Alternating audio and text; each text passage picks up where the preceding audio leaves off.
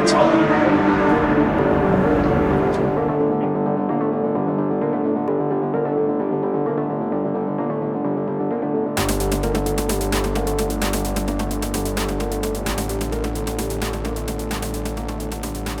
This is race control, so you've got all the pictures up there.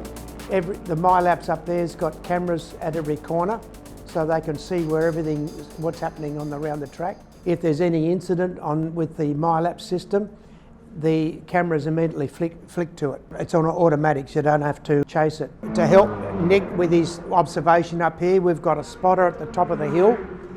That white truck, the white car at the top of the hill is one of ours. There's a little red car on the end, up over on the outside of turn 1 on the hill. He's one of us also. So he's looking at the areas that these guys can't see. So we're covered visually as well as by camera. We just had a report of someone taking out the 100-yard marker down the bottom. We can't see it, but they reported it that it was done. It's something I've been doing for 17 years now, and there's difference here. So, bronze, you can run events like today, and you can run a silver, which is the role that I've got. Other than driving radios and watching what's going on the screens, the role of the course is actually to take that to do your paperwork. Go ahead.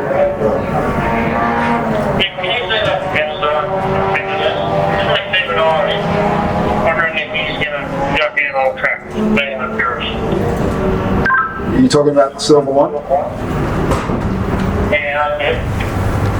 Eyes on, thanks mate. Right, so to that end, the role of the course is actually to be personally accountable for the safety of everybody in the sector. Right, we're here to make sure that the rules of Motorsport Australia are followed and adhered to, but to make sure that we have sorry, I was watching the car, make sure it was driving the circuit, so I don't know who it is. But to make sure that we have all of the great protocols in place, people in place, so that we can keep drivers and marshals as safe as humanly possible. Okay? In the event that we have a serious injury, or worst case scenario, somebody loses their life, I actually have to go and account for that. So we take on personal liability and can be found criminally negligent and can be then sued. So it's not a small role. We take it pretty seriously. But I love working with the Jaguar. You guys understand where I come from. You told me that soon, I think it's key. I organise the event. Nick runs it. So it's a very small role. I finish. my role finishes. Oh, well, actually doesn't finish, but I hand over the moment I get everyone here and the screen hearing's finished. Then it goes to the track. Nick looks after the race, all the competition, and I'm the gopher then for whatever Nick wants to do. We have to then go and sort out the problems. When we think about things like, we've got cars divided up into various groups, and those groups are by time. So if we have somebody like we had this morning, goes out in a slower group, and they're clearly much faster than that group, that creates a safety issue because you've got such a speed disparity. So we then move that person up a group or change a group to resolve that safety issue. Yeah, go ahead,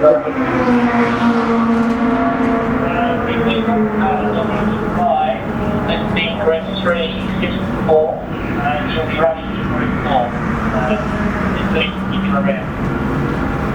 Yeah, copy that. That's great. Thank you. So that's the sort of level we go down to in terms of safety, and I do have the right cars on track in the right groups to minimise the risk to the drivers. You'll notice that we've got some open wheel vehicles here as well as tin tops running in the same category. We've got to vet that to make sure that we've got the appropriate things in place. So how I work with a group that has got an open wheel car in it is different to if they've all got proper windscreens. Right? So if we've got any debris on circuit, and I know we've got open wheelers going out, I'll actually stop and we'll go and sort out that debris. Well, maybe a little bit of plastic, doesn't matter. If you have a windscreen, it's very different to that going into a helmet. So we think about stuff like that as well. As I said, I like working with the department. I think we've got a great group of people. Mike and I have known each other for a little while as well. Outside, we used to work with one another years and years ago, and he still puts up with me. I don't know how he's managed this. One of the things we talk about the open wheelers is that you're conscious. We had 2 open wheelers today, or 3, but one's very big. The other guys are small, but we put them into group 1 because the group 1 category are generally smaller.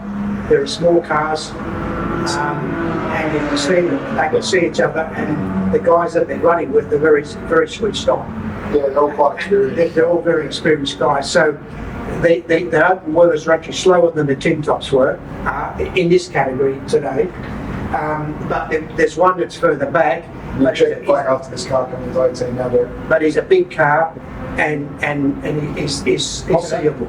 But we try and do that at the beginning, and then we can then sort out. We had an incident that last year. Yeah, go ahead, Mike.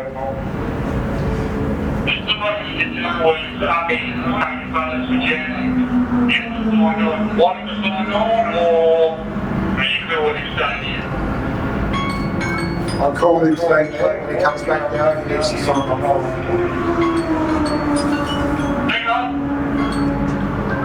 Race control start finish in 3, 2, 1. Checkered flag, please. Checkered flag.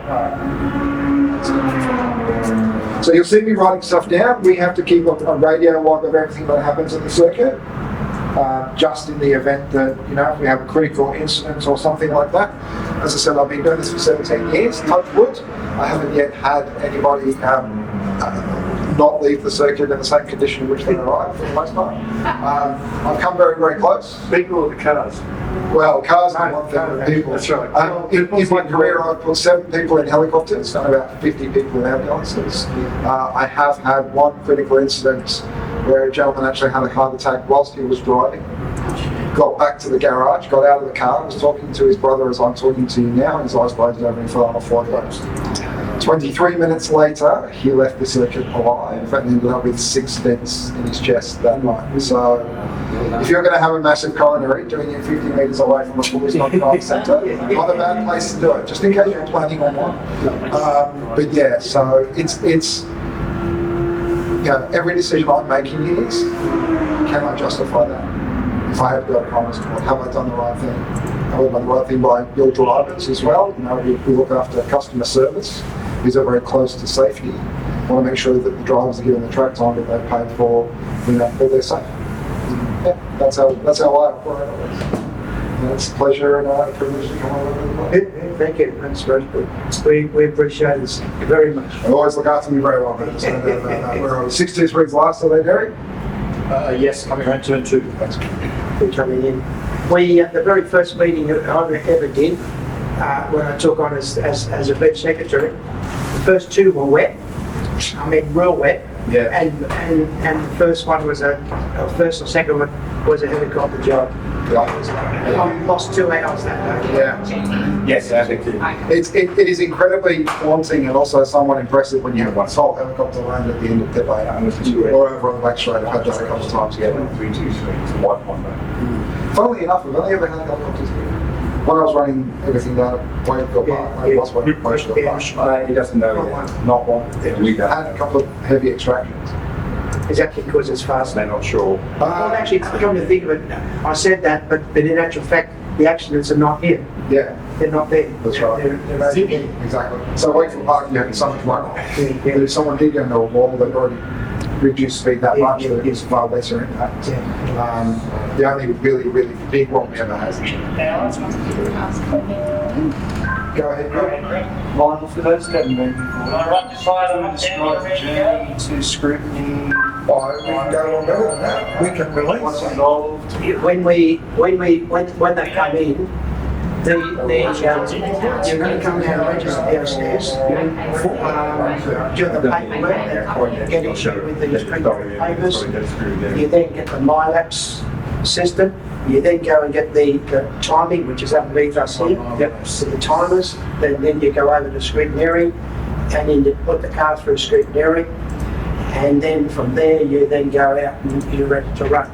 Basically, you can't go on until they've signed off the car, everyone on the track. Scrutineering is a safety check more than anything else. Make sure you've not got stuff loose around the cabin. Yeah, which you can do. There's nothing better than having someone else look at the car, because you can be looking at it and not see something.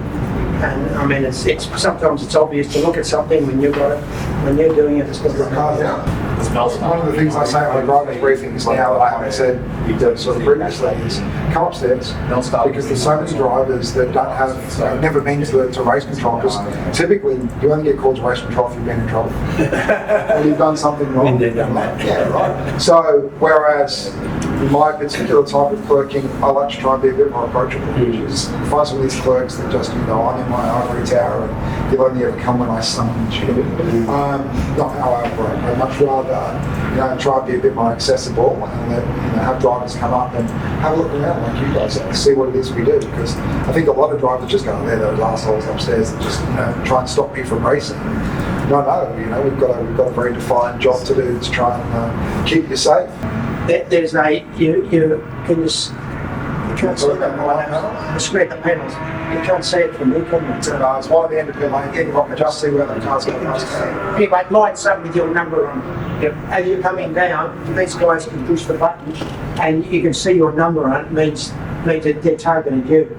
And then the next one, you can see the next one. Yeah, we can show the mechanical flight. So you get the mechanical flight, and then your number, then your number. So you can actually see there's a clock. Chase you around the circuit. And then you've got a problem. Whereas normally you don't see it till you're here.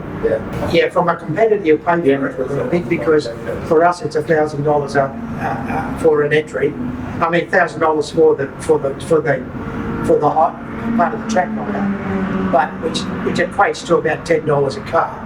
But it makes the job at this end so much easier, and it actually is better outside on the track as well, because you can see as a driver that clearly the new signs are fantastic.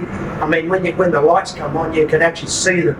The old days you had the little lights and you miss it.